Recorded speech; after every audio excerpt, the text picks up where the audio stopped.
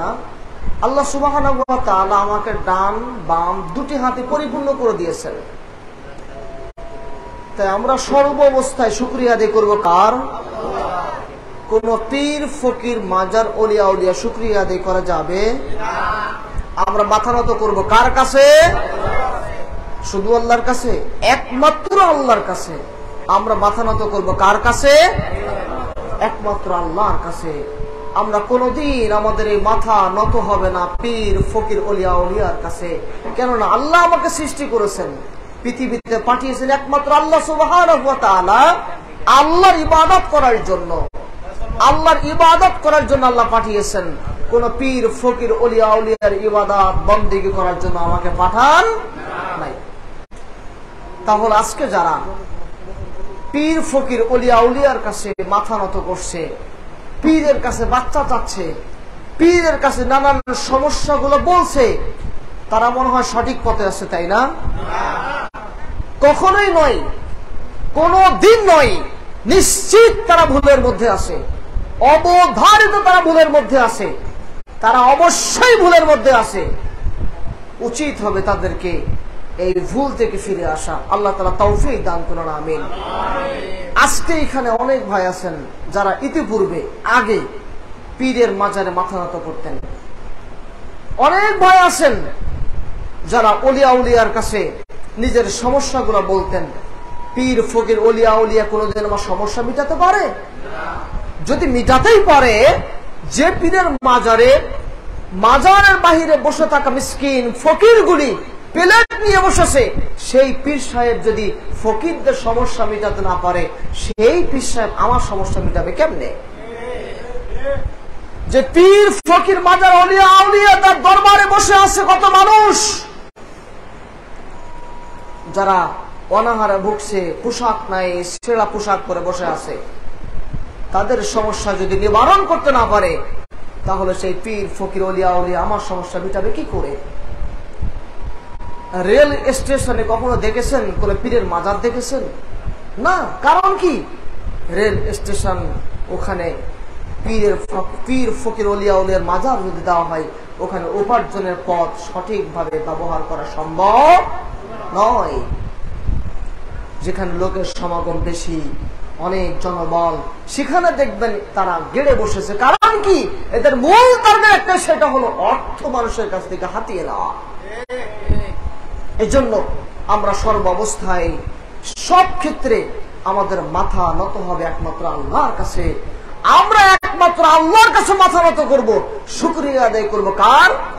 আল্লাহ সুবহানাহু ওয়া তাআলার ইবাদত করব কার? আল্লাহ সুবহানাহু ওয়া তাআলার। আমাদের একমাত্র দেখানো পথ যিনি দেখিয়ে গিয়েছেন, তিনি কে? মুহাম্মদ রাসূলুল্লাহ সাল্লাল্লাহু আলাইহি ওয়াসাল্লাম। তিনি চলে গেছেন, তিনি আমাদের আদর্শ, তিনি আমাদের শিক্ষা, তিনি আমাদের জীবন, ব্যক্তি জীবন, পারিবারিক জীবন, সামাজিক জীবন সব কমপ্লিট করে দিয়েছেন। তিনি ব্যতীত আমাদের আর কেউ আদর্শ হতে পারে না। রাসূল মুহাম্মদ সাল্লাল্লাহু আলাইহি ওয়াসাল্লাম তিনি কি জানতেন ইমাম আবু হানিফা রাহিমাহুল্লাহ আসবেন? তিনি কি জানতেন ইমাম শাফি রাহিমাহুল্লাহ আসবেন? তিনি কি জানতেন ইমাম মালিক রাহিমাহুল্লাহ তিনি আসবেন? জানতেন না। আল্লাহ তাআলা পাঠিয়েছেন, তাদের হাত দিয়ে খেদমত করিয়ে নিয়েছেন। রাসূল মুহাম্মদ সাল্লাল্লাহু আলাইহি ওয়াসাল্লামের কাছে ওহী এসেছে। আপনারা কথা বলছেন কেন? দয়া করে কেউ পিছনে তাকাবেন না, আমি এটাকে খুব অপছন্দ করি। যে আসছে বসবে, সাথে সাথে বসে যাবে, কেউ পিছনে তাকাবেন না। রাসূলুল্লাহ সাল্লাল্লাহু আলাইহি ওয়াসাল্লামের কাছে আল্লাহর ওহী এসেছে। কার ওহী? আল্লাহ ওহী পাঠিয়েছেন।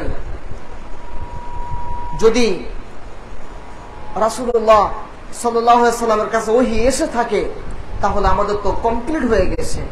দ্বিতীয়ত আমাদের কেউ আর দ্বিতীয়ত কোন মাযহাবের দোহাই দিয়ে কোন ইমামকে অনুসরণ করা কোনো সুযোগ নেই। আল্লাহ সুবহানাহু ওয়া তাআলা সূরা জারিয়াতের, সূরা আহজাবের 21 নম্বর আয়াতে আল্লাহ সুবহানাহু ওয়া তাআলা তিনি বলছেন, তোমাদের জন্য একমাত্র আদর্শকে রাসূলুল্লাহ সাল্লাল্লাহু আলাইহি ওয়াসাল্লাম। অপরদিকে মিশকাতের মধ্যে রাসূলুল্লাহ সাল্লাল্লাহু আলাইহি ওয়াসাল্লাম তিনি বলছেন, লা ইউমিনু আহাদুকুম হাত্তা আকুনা হাব্বা ইলাইহি মিন ওয়ালিদিহি ওয়া ওয়ালাদিহি ওয়ান নাসি আজমাইন।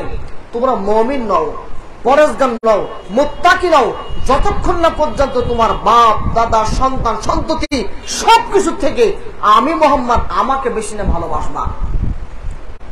তুমি মাযহাবের দোহাই দিয়ে ইসলামকে অনুসরণ করবে, আর আমার নবী মুহাম্মদ রাসূলুল্লাহ সাল্লাল্লাহু আলাইহি ওয়াসাল্লামকে তুমি দূরে রেখে দিবে।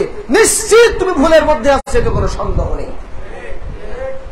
অবশ্যই তুমি ভুলের মধ্যে আছো। আমার মাযহাব হলো মুহাম্মদ রাসূলুল্লাহ সাল্লাল্লাহু আলাইহি ওয়াসাল্লাম। আমি ইমাম আবু হানিফাকে ভালোবাসি। তুমি যদি বলো হানাফি, আমি বলবো তোমার থেকে আমি 100 ভাগ এগিয়ে আছি, তুমি প্রকৃত হানাফি নও। ইমাম আবু হানিফা নিজেই তিনি বলেছেন, ইজা সাহাল হাদিস ফাহুয়া মাযহাবি, যখন তুমি কোন সহিহ হাদিস পাবে সেটাই হলো আমার মাযহাব।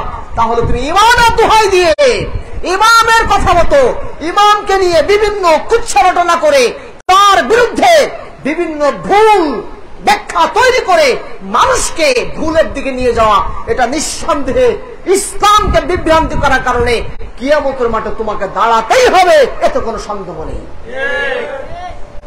তাহলে আমাদের ইমামকে মুহাম্মদ রাসূলুল্লাহ সাল্লাল্লাহু আলাইহি ওয়াসাল্লাম, আমাদের মাযহাবকে মুহাম্মদ রাসূলুল্লাহ সাল্লাল্লাহু আলাইহি ওয়াসাল্লাম। দ্বিতীয়ত আমাদের কোন ওলিয়া উলিয়া নেই, পীর ফকির নেই, মাদান নেই। আমাদের মাথা নত হয় একমাত্র আল্লাহর কাছে, পৃথিবীতে কোন ব্যক্তির কাছে মাথা নত হতে পারে না। আমরা মাথা নত করে আল্লাহর কাছে, খাম্বার কাছে নয়। আমরা মাথা নত করি একমাত্র আল্লাহর কাছে, কোনদিন খাম্বার কাছে মাথা নত করিনি, কোশ্চিন কালেও করবো না ইনশাআল্লাহ। এটাই হলো আমাদের বিশ্বাস, এটা আমাদের ঈমান। আমরা এই ঈমানের বলে চলাফেরা করি। তাই যদি আমাদের বিরুদ্ধে কেউ লেলিয়ে দেয়, আমাদেরকে যদি বলে কাফেরদের দালাল, আমাদের যদি কেউ বলে মুশরিকদের দালাল, আমাদের যদি বলে ইহুদির টাকা খাই আমরা, নিঃসন্দেহে আমি তাদের বলবো, তুমি আমাদেরকে অপবাদ দেওয়ার কারণে কিয়ামতের মাঠে তোমাদেরকে কাঠগড়া দাঁড় করানো হবে ইনশাআল্লাহ। এতে কোনো সন্দেহ নেই। আমাদের দাওয়াত কাফেরদের বিরুদ্ধে, আমাদের দাওয়াত ইহুদিদের বিরুদ্ধে কোশ্চিন কালাও কোনদিন ইহুদি আদর্শ লালন করিনি।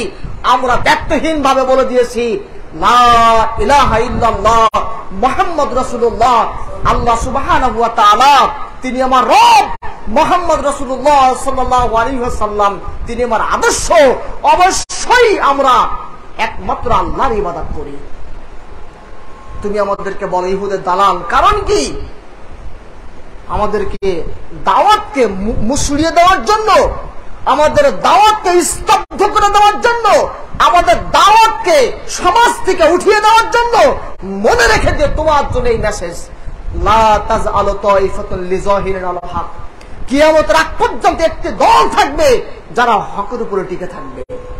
কিয়ামতের আগ পর্যন্ত একটি মাত্র দল থাকবে যারা হকের উপরে টিকে থাকবে ইনশাআল্লাহ। দৃঢ় বিশ্বাস আমরাই সে হকপন্থী দল।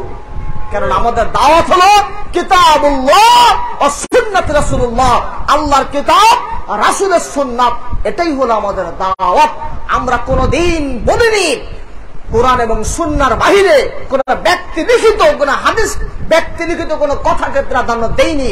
আমরা বলেছি তোমাকে মানতে হবে আল্লাহর দেওয়া বিধান কোরআন এবং সহিহ হাদিস, কোনদিন জাল হাদিসের প্রতি উদ্বুদ্ধ করি। তাহলে তুমি আমাদেরকে ইহুদি দালাল বলো কেন ভাই?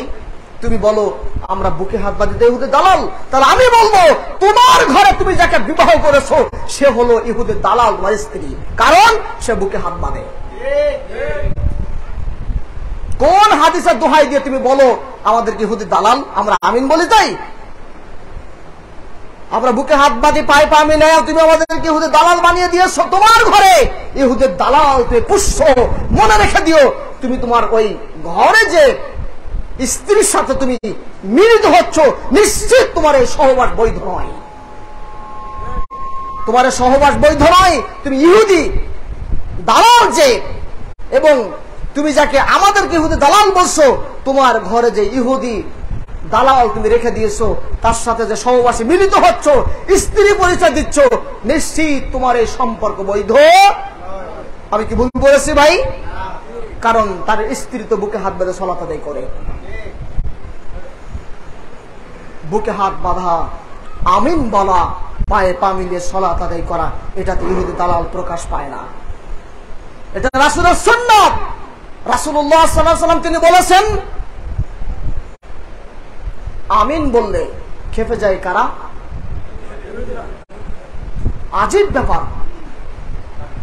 আমিন বলে যদি খেপে যায় ইহুদিরা, তাহলে আপনি আমাদেরকে ইহুদি দালাল বলেন কেন? মসজিদে নববীতে যখন আমিন বলা হতো, গুম গুম করে আওয়াজ হতো, খেপে যেত ইহুদি কাফের সৈন্যরা, তারা রেগে যেত। আর আজকে আপনি আমিনকে বিরোধিতা করছেন আর বলছেন ইহুদের দালাল। মনে রাখবেন, আমিন বললে যদি ফেরেশতাদের আমিনের সাথে মিলে যায়, তাহলে কি হবে? ফজিলত কি? ফজিলত। আল্লাহু আকবার। এই ফজিলতকে যারা স্তব্ধ করে দিতে যায়, যারা রাসূলের গুরুত্বপূর্ণ সুন্নাতকে স্তব্ধ করে দিতে চায়, আমি বলতে চাই তাদেরকে এই মেসেজটি।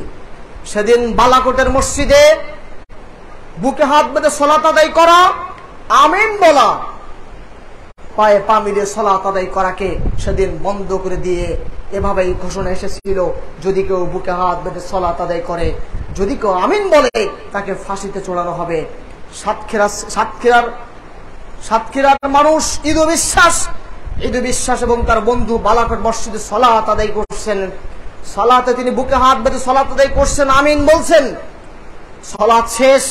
সালাত শেষে এবার জিজ্ঞাসা চলে আসলো, সালাতে শুরুতে বন্ধু বলছে, বন্ধু, বালাকোট মসজিদে আইন রয়েছে, যদি কেউ আমিন বলে, বুকে হাত বেঁধে সালাত আদায় করে, তাকে ফাঁসিতে চড়ানো হবে। ঈদ বিশ্বাস সেদিন ব্যর্থহীন ভাবে বলেছিলেন, আমি যদি এই সুন্নাতকে জিন্দা করার জন্য ফাঁসিতে ঝুলতে হয়, একবার না শতবার রাজি আছি, কিন্তু কোনদিন এই সুন্নাতকে স্তব্ধ করতে রাজি নয়। সেদিন সালাত আদায় করলেন। সালাত শেষে বালাকোট মসজিদের ইমাম বলছেন, কে আমিন বলেছে, কে বুকে হাত বেঁধেছে? ঈদ বিশ্বাস বুকে সাহস নিয়ে দাঁড়িয়ে গিয়েছেন। আইন অনুপাতে তাকে ফাঁসির কাস্টে নিয়ে যাওয়া হয়েছে। ফাঁসি দড়ি একবার নয়, দুইবার নয়, তিনবার কেটে পড়ে গেছে। আল্লাহ ফাঁসি কবুল করেন নাই। তার কারণ শুধু একটাই, সেটা হলো সুন্নাতকে জিন্দা করা। কোনদিন সুন্নাতকে জিন্দা করা মানুষ প্রকৃত ঈমানদার পরেজগার, তাকে কষ্ট দিয়ে দুনিয়াতে ভালো থাকা যায় না। আল্লাহ অবশ্যই তাকে দুনিয়া আখিরাতে সম্মানিত করবেই করবে। তার বাস্তব প্রমাণ হলো ঈদ বিশ্বাস। আল্লাহু আকবার কাবীরা। সুন্নাতকে যদি যারা জিন্দা করতে চায়, তাদের যদি মিলিত হয়ে যায়, তাদেরকে যদি কষ্ট দেওয়া হয়, তাদেরকে যদি জুলুম করা হয়, আমি বলবো হাসবিনাল্লাহু ওয়া নি'মাল ওয়াকিল। অবশ্যই আল্লাহ হিফাজত করবেন। কোনদিন আল্লাহ আমাকে নিরাশ করবেন না। আল্লাহ অবশ্যই আমাকে সম্মানিত করবেন। আল্লাহ অবশ্যই আমার মর্যাদা বৃদ্ধি করবেন। আমি সুন্নাতের জন্য জীবন দিতে রাজি আছি। আল্লাহর আদেশ আইন আমি সমাজের বুকে প্রতিষ্ঠা করার জন্য জীবন দিতে রাজি আছি। একবার নয়, দুইবার নয়, তিনবার নয়, শতবার ফাঁসির কাছে ঝুলতে রাজি আছি। কিন্তু কোনদিন আল্লাহর দেওয়া বিধান এবং রাসূলের সুন্নাতকে অপমানিত করতে দেওয়ার সুযোগ নাই। রাসূলকে অপমান করা হয়েছে, রাসূল সাল্লাল্লাহু আলাইহি ওয়াসাল্লামকে গালি দেওয়া হচ্ছে। এই গালি দেওয়ার কারণে তুমি মাঠে নেমে গেছো, চিৎকার করছো, বিশাল বড় মিছিল, বিশাল বড় প্রতিবাদ। মনে রেখে দিও, এটাতে কোনোদিন রাসূলের ভালোবাসা প্রকাশ পায় না। রাসূলকে গালি দিয়েছে ইহুদি খ্রিস্টান, তুমি যদি মাঠে নেমে গিয়ে বিশাল বড় মিছিল তৈরি করো, মনে রেখে দিও, এটাতে ভালোবাসা প্রকাশ পায় না। ভালোবাসা প্রকাশ পায় রাসূল সাল্লাল্লাহু আলাইহি ওয়াসাল্লাম যা দিয়েছেন, নির্দেশ করেছেন, ওইগুলো মানার মধ্য দিয়েই ভালোবাসা প্রকাশ পায়। তুমি বলছো মাঠে নেমে গিয়েছো, রাসূলকে অনেক ভালোবাসো, রাসূলকে অনেক তুমি পছন্দ করো, রাসূল সাল্লাল্লাহু আলাইহি ওয়াসাল্লামকে তুমি অনেক বেশি ভালোবাসো। মনে রেখে দিও, রাসূলকে আমরাও ভালোবাসি, রাসূল সাল্লাল্লাহু আলাইহি ওয়াসাল্লামকে আমরা মহব্বত করি, কিন্তু তোমাদের মহব্বতের সাথে আর আমাদের মহব্বতের সাথে আসমান জমিন পার্থক্য। তোমরা রাসূলকে মহব্বত করো, পীরের মাজারে যাও। তোমরা রাসূলকে মহব্বত করো, রাসূলুল্লাহ নিষেধ করেছেন সালাতের পরে তোমরা হাত তুলে মোনাজাত করো। সম্মিলিত ভাবে সুন্নাতকে অপমান করছো, মনে রেখে দিও, এটা রাসূল সাল্লাল্লাহু আলাইহি ওয়াসাল্লামের প্রতি মহব্বত বলে না, রাসূলের সুন্নাতকে মহব্বতকে বলে অবজ্ঞা। নিশ্চিত কোনদিন এই ভালোবাসা প্রকৃত ভালোবাসা নয়, যে ভালোবাসার মধ্যে রাসূলের সুন্নাত ফুটে ওঠে না। রাসূলের সুন্নাত যদি ফুটিয়ে তোলার জন্য মাঠে ময়দানে যদি ছড়িয়ে গিয়ে প্রতিবাদ মিছিল করো, আর যদি বাস্তব জীবনে রাসূলের সুন্নাতকে প্রতিষ্ঠা না করো, কোন লাভ নেই, ভালোবাসার 5 পয়সা মূল্য নাই। সম্মানিত মসজিদের মুসল্লি, এই জন্য আমি আপনাদেরকে বলি, আপনাকে অ্যাক্টিভ মুসল্লি হতে হবে। রাসূল সাল্লাল্লাহু আলাইহি ওয়াসাল্লামকে কলিজা দিয়ে ভালোবাসতে হবে, কঠিন ভাবে ভালোবাসতে হবে। রাসূল মুহাম্মদ সাল্লাল্লাহু আলাইহি ওয়াসাল্লামকে অ্যাক্টিভ ভাবে ভালোবেসে যেতে হবে। এই ভালোবাসার স্থানে কোনদিন ভিন্ন কাউকে জায়গা দেওয়ার কোনো সুযোগ নাই। বাপ বলেছে, মা বলেছে, সন্তান বলেছে এক কথা, আমার রাসূল বলেছেন আর এক কথা। ওই হাদিসটি স্মরণ করি আবার দিতে চাচ্ছি, লা ইউমিনু আহাদুকুম হাত্তা আকুনা হাব্বা ইলাইহি মিন ওয়ালিদিহি ওয়া ওয়ালাদিহি ওয়ান নাসি আজমাইন। তোমরা মুমিন নও, পরহেজগার নও যতক্ষণ না পর্যন্ত বাপ দাদা সন্তান সন্ততি সবকিছু থেকে আমি মুহাম্মদ আমাকে বেশি না ভালোবাসবা, তোমরা ততক্ষণ তো মুমিন হতে পারবে না। তোমার নেতাকে গালি দিলে তোমার কষ্ট লাগে, তোমার নেতার বিরুদ্ধে কথা বললে কষ্ট লাগে, তোমার নেতার মধ্যে যখন ফায়সা প্রকাশ পায় আমার কথা বলা তখন ফরজ হয়ে যায়, ফরজ আইন হয়ে যায়। আর আমার নবীর বিরুদ্ধে কটূক্তি করলে তখন তোমার প্রতিবাদ আসে না।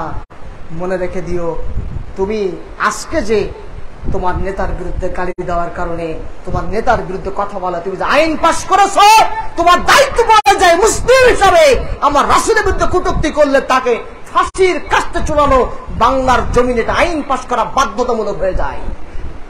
কারণ এই দেশ কোন ইহুদির দেশ নয়, এই দেশ কোন ইহুদি স্বাধীন করে নাই, এই দেশ সাধন করেছে মুসলিম। এবং এই বাংলার মাটিতে 95% মুসলিমের দেশ, 95% মুসলিমের দেশ হয়ে বাধ্য অবশ্যই তোমার জন্য জরুরি হয়ে যায় এই বাংলার মাটিতে যদি কেউ আমার নবী মুহাম্মদের বিরুদ্ধে কটূক্তি করে তার বিরুদ্ধে আইন অনুপাতে ফাঁসির কাস্তে চড়ানো তার জন্য জরুরি হয়ে যায়। যদি আইন পাশ করতে তুমি অপারগ হয়ে যাও, মনে রেখে দিয়ে কিয়ামতের মাঠে তোমাকে আল্লাহর সামনে জবাবদিহিতার কাঠগড়ায় দাঁড় করানো হবে। সেদিন কোনো উপায় নেই, কোনো সুযোগ নেই, সেদিন তুমি থাকবে অসহায়ের মতো, তোমার নিশ্চিত মরণ হবে।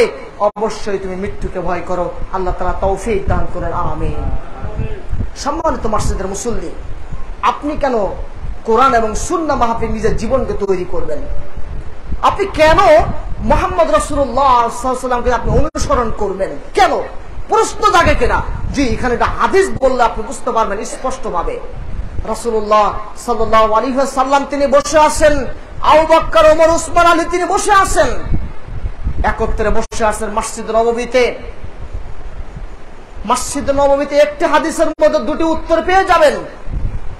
রাসূল সাল্লাল্লাহু আলাইহি ওয়াসাল্লাম তিনি বসে আছেন, অপর দিকে ওমর রাদিয়াল্লাহু তাআলা আনহু তিনি তাওরাত নিয়ে এসে বলছেন, ইয়া রাসূলুল্লাহ, এটা হলো তাওরাতুল নুসখা, এই তাওরাত হলো আপনার আগে যে নবী এসেছিল তার প্রতি নাজিল হয়েছে, এই তাওরাত সম্পর্কে বর্ণনা দিচ্ছে। খুব গুরুত্ব সহকারে মনোযোগ সহকারে শুনবেন। তাওরাত সম্পর্কে যখন বর্ণনা দেওয়া হচ্ছে, রাসূলুল্লাহ সাল্লাল্লাহু আলাইহি ওয়াসাল্লাম তিনি রাগান্বিত হয়ে গেছেন। রাগান্বিত হয়ে এবার আবু বকর রাদিয়াল্লাহু তাআলা বলছেন, হে ওমর, তুমি কি দেখছো না রাসূলের অবস্থাটা? তুমি দেখো, তুমি তাওরাত নিয়ে বর্ণনা করছো। সাথে সাথে এই তাওরাত ছুঁড়ে ফেলে দিয়ে বলছেন, রাজিতু বিল্লাহি রাব্বাও ওয়া বিল ইসলামি দীনাও ওয়া বি মুহাম্মাদিন নাবিয়্যা সাল্লাল্লাহু আলাইহি ওয়াসাল্লাম। আল্লাহকে পেয়েছি রব হিসাবে, ইসলামকে পেয়েছে দ্বীন হিসাবে, মুহাম্মদ রাসূলুল্লাহ সাল্লাল্লাহু আলাইহি ওয়াসাল্লামকে পেয়ে নবী হিসাবে পেয়ে অন্তর সিক্ত হয়ে গেছে, অন্তর ঠান্ডা হয়ে গেছে। এবার রাসূল মুহাম্মদ সাল্লাল্লাহু আলাইহি ওয়াসাল্লাম তিনি বলছেন, হে ওমর শোনো, তুমি তাওরাত নিয়ে বর্ণনা করছো, যখন আল্লাহর পক্ষ থেকে কোরআন নাজিল হচ্ছে তুমি তাওরাত নিয়ে বর্ণনা করছো। মনে রেখে দিও, এখন যদি স্বয়ং ঈসা আলাইহিস সালাম তিনি আবার আসেন, তিনি যদি আবার আসেন, তিনি আমাকেই নবী হিসেবে মানতে বাধ্য। আল্লাহু আকবার কাবীরা, আল্লাহু আকবার। কত সুন্দর হাদিস, স্পষ্ট একেবারেই, এতে কোনো সন্দেহ নেই, কোনো সংশয় নেই। সহিহ হাদিস, বুখারীর হাদিস। এই হাদিস স্পষ্ট থাকার পরও যারা বলে আব্দুল কাদের জিলানীকে যারা নবী হিসাবে মানে, আর কোরআনের পরে অথবা রাসূলের হাদিসের পরে অন্য কোন কিতাবে যারা আশ্রয় প্রশ্রয় দেয়, নিঃসন্দেহে তারা আল্লাহর দেওয়া বিধান লঙ্ঘন করছে। তাদের ঈমান আছে কিনা একটু খতিয়ে দেখা উচিত। তাদের ঈমান আছে কিনা একটু খতিয়ে দেখা উচিত। একটু আবার পর্যালোচনা করে দেখা উচিত তাদের ঈমানের মধ্যে কোনো কমতি রয়েছে কিনা, তাদের ঈমান টিকে আছে কিনা, এটা দেখা উচিত। এটা দেখে আপনাকে বলতে হবে যে আসলেই তারা প্রকৃত মুসলিম আছে কিনা। হাদিসটি স্পষ্ট, গায়ের পশম শিহরে ওঠে। ওমর রাদিয়াল্লাহু তাআলা তিনি তাওরাত ছুঁড়ে ফেলে দিয়ে বলছেন, আরাজিতু বিল্লাহি রাব্বাও, মুখস্থ করেন আমার সাথে, আরাজিতু বিল্লাহি রাব্বাও ওয়া বিল ইসলামি দীনাও ওয়া বি মুহাম্মাদিন নাবিয়্যা সাল্লাল্লাহু আলাইহি ওয়াসাল্লাম। রব হিসেবে পেয়েছি কাকে? আল্লাহকে। ইসলাম দিন হিসেবে পেয়েছি ইসলাম, এবং নবী হিসেবে পেয়ে মুহাম্মদ রাসূলুল্লাহ সাল্লাল্লাহু আলাইহি ওয়াসাল্লামকে পেয়ে অন্তর সিক্ত হয়ে গেছে, ঠান্ডা হয়ে গেছে। তাহলে যেখানে আল্লাহর কিতাব রয়েছে, রাসূলের সুন্নাত রয়েছে, সেখানে দ্বিতীয়ত জাল এবং মিথ্যা কিচ্ছা কাহিনী দিয়ে ভরা ফাজাইল আমল বেহেশতে যাওয়ার কোনো স্থান রয়েছে? কেন নেই ভাই? নাম তো সুন্দর, ফাজাইল আমল, ফজিলত ভরা একবারেই। কত সুন্দর নাম বেহেশতে যাওয়ার, অসুবিধা কি? কিন্তু অসুবিধা তো হয়ে যায় তখন যখন দেখি ফাজাইল আমলের মধ্যে মিথ্যা কিচ্ছা কাহিনী দিয়ে ভরা, বেহেশতে যাওয়ার মধ্যে মিথ্যা কিচ্ছা কাহিনী দিয়ে ভরা। তখন আমি বলি এই কিতাবের প্রতি ঈমান যে রয়েছে তার ঈমানে কমতি রয়েছে, নিশ্চয়ই তার ঈমান আছে কিনা সন্দেহ। কেননা ফাজাইল আমল কখনো ব্যক্তি জীবনে অনুসরণ করার সুযোগ নেই, ফাজাইল আমলের প্রতি অনুসরণ করার কোনো সুযোগ নেই। ফাজাইল আমলের প্রতি দুর্বলতা দেখিয়ে তার প্রতি মর্যাদার আসনে রেখে যাওয়া, এটা মুসলিমের জন্য কোনোদিন সুযোগ নেই। মুসলিম সর্বদা সুযোগ দেবে কিতাবুল্লাহ ও সুন্নাত রাসূলুল্লাহ, আল্লাহর পক্ষ থেকে যে কিতাব এসেছে, রাসূলের যে সুন্নাত রয়েছে, তার প্রতি পরিপূর্ণ ঈমান এবং পরিপূর্ণ বিশ্বাস রেখে দেওয়া, এটা দায়িত্ব পড়ে যায়। দ্বিতীয়ত আর কোনোভাবেই তার প্রতি অন্য কোন কিতাবের প্রতি ঈমান আনার সুযোগ নাই। সম্মানিত মসজিদের মুসল্লি, তাই আমি আপনাকে বলি, আপনার ব্যক্তি জীবন, আপনার পারিবারিক জীবন ইসলাম, কোরআন এবং সুন্নাহ দিয়ে আপনাকে অনুসরণ করতে হবে। আমার যদি ইচ্ছা ছিল অন্য বিষয়ে খুতবা দেওয়ার, কিন্তু আপনাদের এলাকার অবস্থা, আপনাদের অবস্থান দেখে মনে হলো যে এই বিষয়টা কথা বলা খুবই জরুরি। এই বিষয়টা কথা বলা খুবই জরুরি। বর্তমান সিচুয়েশনে, বর্তমান যে প্রেক্ষাপটে যে কঠিন অবস্থা চলছে, আমাদেরকে ইহুদি দালাল বানিয়ে দিচ্ছে, আমাদেরকে খ্রিস্টানদের দালাল বানিয়ে দিচ্ছে, বিভিন্ন ভাবে কুৎসা রটনা করছে, মিথ্যা প্রদান দিচ্ছে। আজকে এটা তাদের জন্য জবাব, তাদের জন্য জবাব এটি। আল্লাহ সুবহানাহু ওয়া তাআলা সহিহ বুঝদান করুন, আমিন। যারা আপনারা এখানে আহলে হাদিস হয়েছেন, বিশুদ্ধ আকীদা গ্রহণ করেছেন, তাদেরকে কেউ কি টাকা দিয়েছে? তাদেরকে বাড়ি তৈরি করে দিয়েছে? তাদেরকে চাকরি দিয়েছে? তাহলে এই মিথ্যাচার করার কারণ কি? মনে রাখবেন, কারণ একটাই, সেটা হলো আপনার বিরুদ্ধে মিথ্যাচার করে আপনার দাওয়াতকে, আল্লাহর দেওয়া বিধান যেটা নির্দেশ এসেছে, ওই দাওয়াতকে স্তব্ধ করে দেওয়ার জন্য মিথ্যা বুহতান কিচ্ছা কাহিনী দিয়ে ভরা যে তাদের গল্প রয়েছে আমাদের ভিতরে ঢুকিয়ে দিয়ে, এবং বিশুদ্ধ দ্বীনকে স্তব্ধ করে দেওয়ার জন্য তারা এইভাবে মিথ্যা কথা বলে যাচ্ছেন। আপনি কি বসে থাকবেন? আপনার কি দায়িত্ব নয় একটি আয়াত জানলো মানুষের মাঝে পৌঁছে দেওয়া? আপনার কি দায়িত্ব নয় আপনি সালাত আদায় করলে অন্যকে সালাতের প্রতি আহ্বান করা? রাসূল হাদিস তো স্পষ্ট রয়েছে, বাল্লিগু আন্নি ওয়ালাউ আয়া, তুমি যদি একটি আয়াত জানো মানুষের মাঝে তুমি তা পৌঁছে দাও, মানুষের মাঝে তুমি তা বলে দাও। সালাত আপনি আদায় করবেন বিশুদ্ধভাবে, দায়িত্ব পড়ে যায় বিশুদ্ধভাবে সালাতের প্রতি মানুষকে দাওয়াত দেওয়া। আপনি নিজে দাঁড়িয়ে রেখেছেন রাসূলের সুন্নাত, দায়িত্ব পড়ে যায় অন্যজনকে রাসূলের সুন্নাত দাঁড়িয়ে রাখার প্রতি উদ্বুদ্ধ করা। গেরার নিচে প্যান্ট পরিধান করেছে, দায়িত্ব পড়ে যায় দাওয়াত দিয়ে এই হারাম কাজ থেকে বেরিয়ে আসা, তাকে দায়িত্ব পড়ে যায় ওই ভাইকে দাওয়াত দেওয়া। পীর ফকির মাজার ওলিয়া উলিয়ার বাড়িতে যাচ্ছে, দায়িত্ব পড়ে যা দাওয়াত দিয়ে তাকে ফিরিয়ে আনা। এই দায়িত্ব আপনার, এই দায়িত্ব আমার। এই দায়িত্ব থেকে দূরে সরে আসার কোন সুযোগ নেই। একটি আয়াত যদি জানেন মানুষের মাঝে আপনি তা পৌঁছে দিবেন, আপনাকে দিতেই হবে রাসূলের নির্দেশ এটি।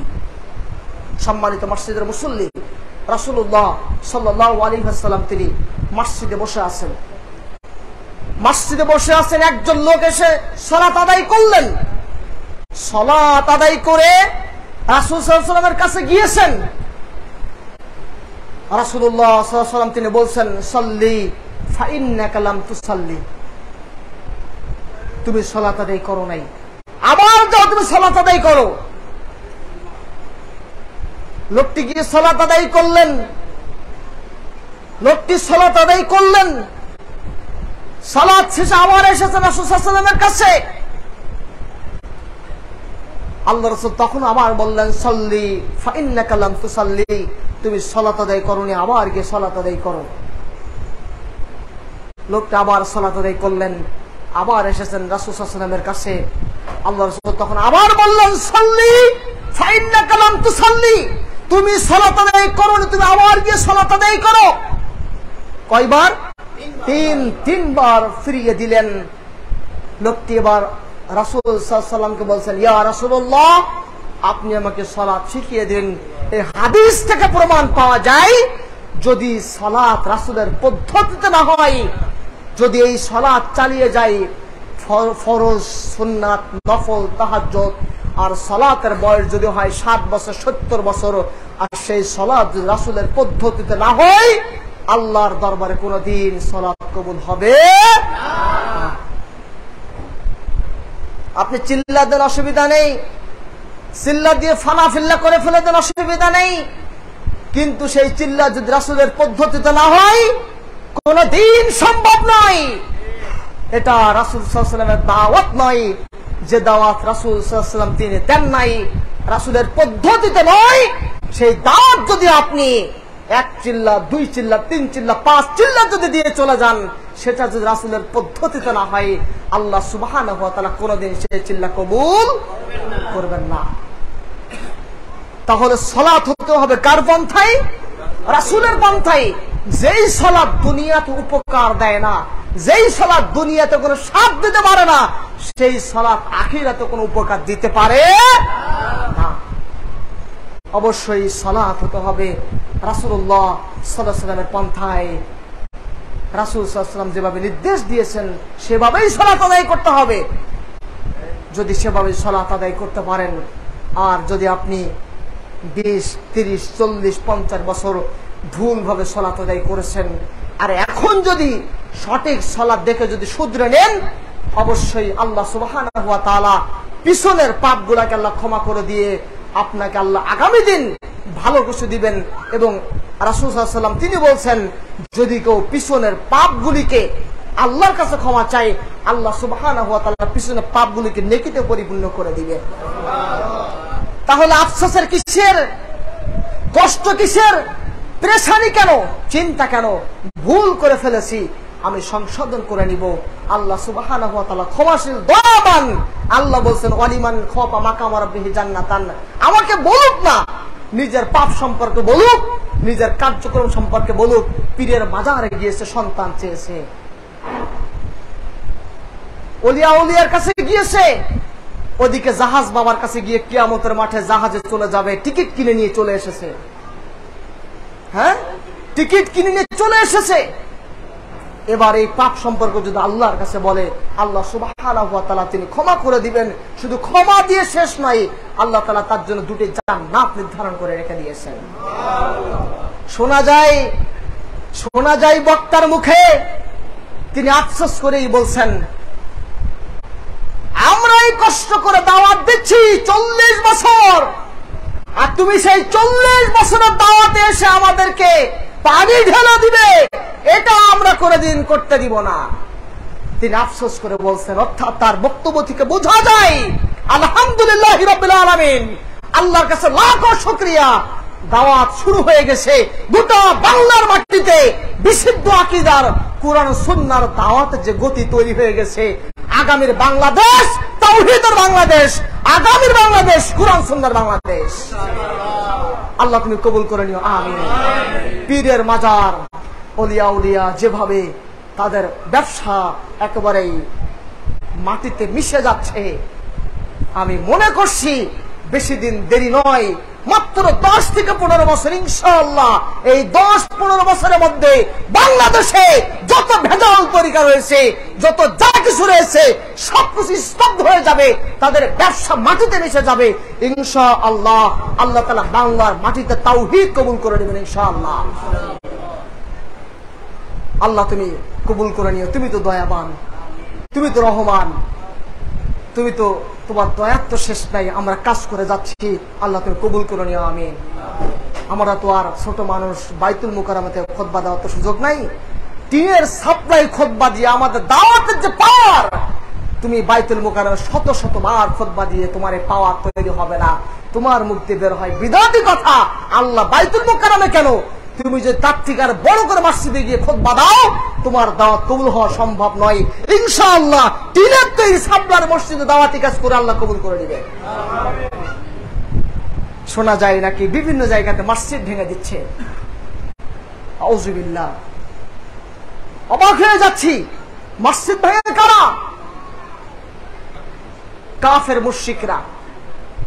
সেদিন যেমন আমার নবী মুহাম্মদ রাসূলুল্লাহ সাল্লাল্লাহু আলাইহি ওয়াসাল্লামকে মক্কা থেকে বের করে দেওয়া হয়েছিল, সেদিন যেমন আমার নবী মুহাম্মদ রাসূলুল্লাহ সাল্লাল্লাহু আলাইহি ওয়াসাল্লামকে মক্কা থেকে তাড়া করে দেওয়া হয়েছিল। প্রস্তাব দেওয়া হয়েছিল, হে মুহাম্মদ, তুমি আমাদের দ্বীন ধর্ম কিছু মানো, তোমাদের তা আমরা কিছু মানব। সেদিন মুহাম্মদ রাসূলুল্লাহ সাল্লাল্লাহু আলাইহি ওয়াসাল্লাম স্পষ্ট বলে দিয়েছিলেন, লাকুম দীনুকুম ওয়ালিয়া দীন, তোমার দিন তোমার থাক, আমার দিন আমার থাক। আপোষ করেন নাই। আজকে যারা মসজিদ ভেঙে দিচ্ছে,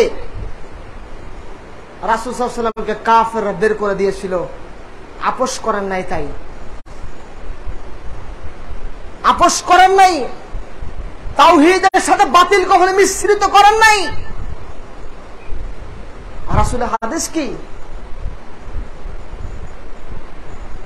ছবি মূর্তি ভেঙে চুরমার করে দাও, উঁচু কবর পেলে ভেঙে সমান করে দাও।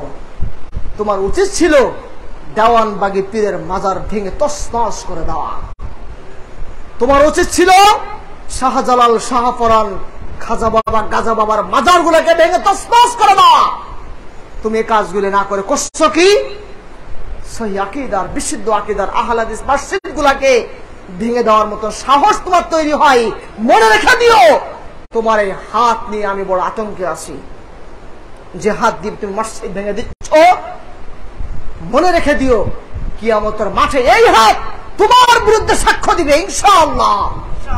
আল ইয়াউমা নাখতিমু আলা আফওয়াহিহিম ওয়া তুকাল্লিমুনা আইদিহিম। সেদিন কিয়ামতের মাঠে হাত কথা বলবে তোমার বিরুদ্ধে, তোমার পা তোমার বিরুদ্ধে কথা বলবে। বাবরি মসজিদ ভেঙে দেওয়া হয়েছে, ভেঙে দিয়ে লাভ কি হয়েছে? বাবরি মসজিদ ভেঙে দিয়ে প্রথম সারিতে, প্রথম কাতারে যে ছিল বাবরি মসজিদ ভেঙে দেওয়ার ক্ষেত্রে, সে লোক মুসলিম হয়ে গেছে। কিছুদিন একটা আমাকে বাবরি মসজিদ যে ভেঙে দেওয়ার মূল হোতা ছিল কাফের ইহুদি, সে মুসলিম হয়ে গেছে।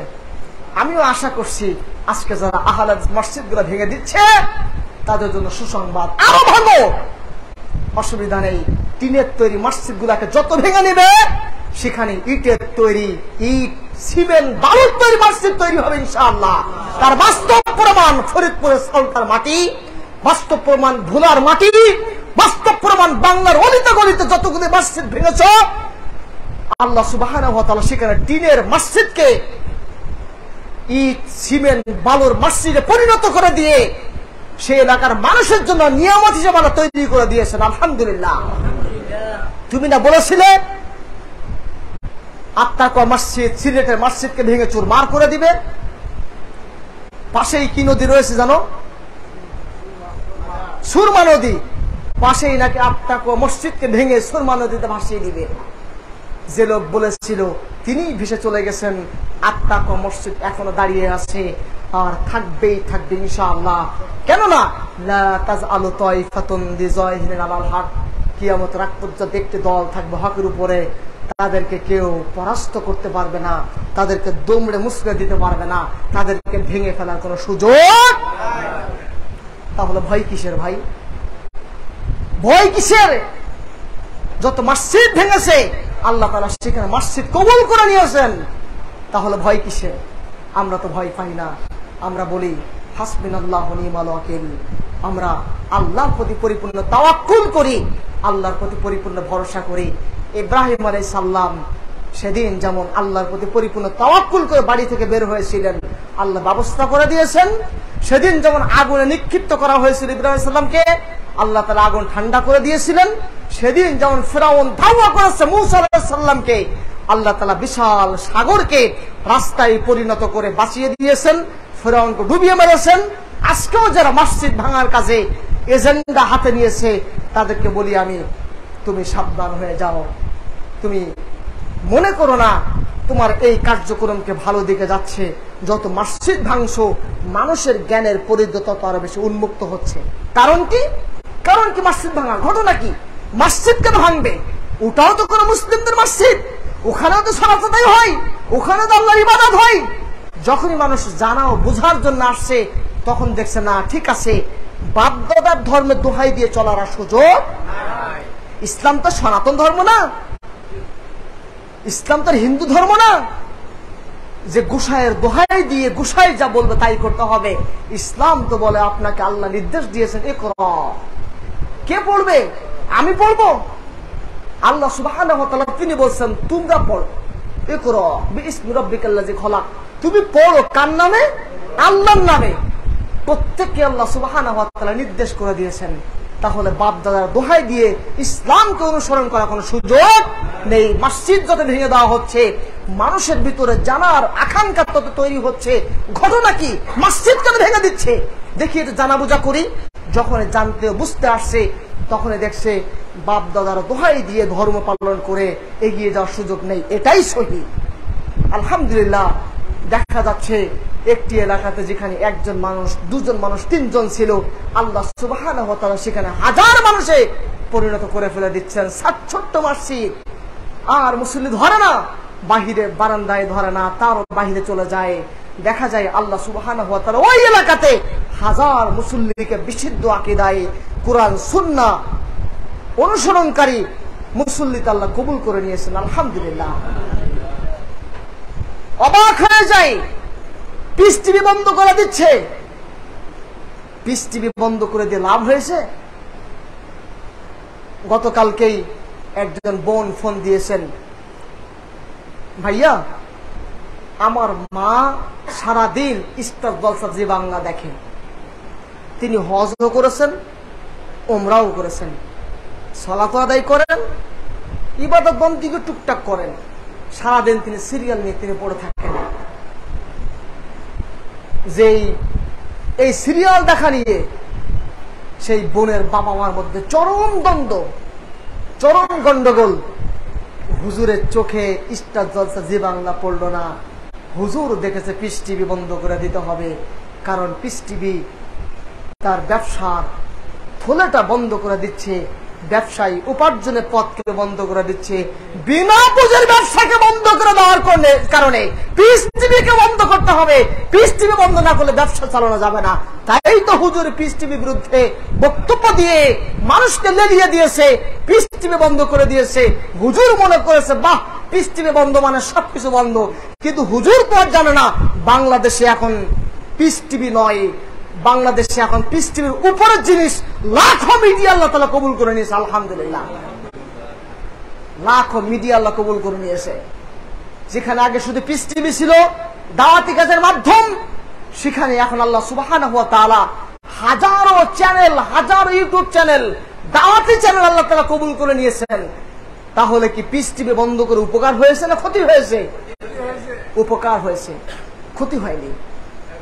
পিস টিভি বন্ধ করেছে, মানুষের জানার আকাঙ্ক্ষা আরো তৈরি হয়েছে যারা পিস টিভি ভক্ত ছিল তারা চিন্তা করছে, দেখি পিস টিভি না হয় বন্ধ করেছে, অন্য জানার মাধ্যম কি আছে সেগুলো দেখি। জানতে গিয়ে দেখে বিশাল সাগর, অনেক বড় সাগর, এখানেই তো আমাকে থাকতে হবে, আমি তো আর চাচ্ছি না। মাছ যখন পুকুর থেকে সাগরে চলে যায় তখন মনে করো অনেক কিছু পেয়েছি, আলহামদুলিল্লাহ রাব্বিল আলামিন, আমরা সে সাগর পেয়েছি। আমরা সেখানে উন্মুক্ত ভাবে কোরআন এবং সহিহ হাদিস মানার জন্য আমরা অ্যাক্টিভ ভাবে কাজ করে যেতে পারছি, নিজেকে পর্যালোচনা করতে পারছি। আল্লাহ তৌফিক দিয়েছেন, আলহামদুলিল্লাহ। অবাক হয়ে যায়, আতরের দোকানে গিয়ে আতরওয়ালাকে যদি আঘাত করা হয়, আতরের ডিব্বা ভেঙে ফেলে দেওয়া হয়, আশপাশে গন্ধ ছড়িয়ে যায়। এটা হলো সে আতরের ডিব্বা। যত আঘাত করবে এর থেকে তত ঘ্রাণ ছুটবে, যত তুমি আঘাত করবে তত ঘ্রাণ ছুটবে। দেখো নাই আজ পর্যন্ত কোন আহলাদিস ভাইকে আঘাত করে তার দাওয়াতকে স্তব্ধ করতে পেরেছে? দাওয়াতকে বন্ধ করতে পেরেছে? পারে নাই।